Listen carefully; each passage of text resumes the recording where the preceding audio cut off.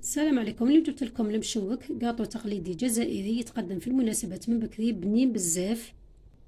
درتو على طريقتي الخاصة، مقادير مختلفة شوي.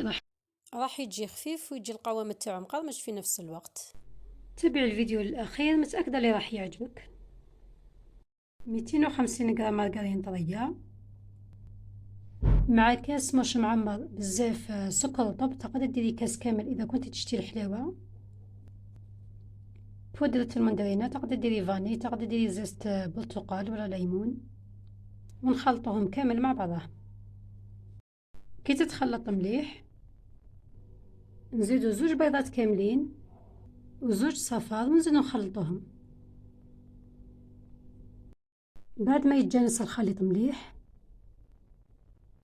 نزيدو نص كاس كاكاو اللي يكون محمص ومرحي، زوج مغارف نشا، ونوليو نزيدو الفرينة بالتدريج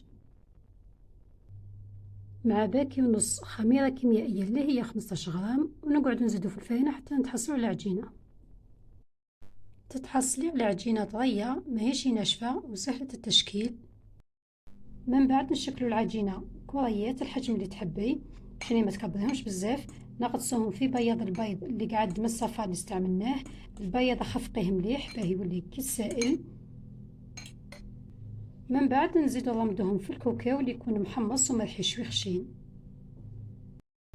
بعد ما نشكلو كامل الحبات نديروهم في بلاطو، ونرجقو فيهم حبات من اللوز. تقدر ديري حبات كاوكاو، انا لهنا درت زوج انواع الكاوكاو، واحد محمص اكثر من الاخر.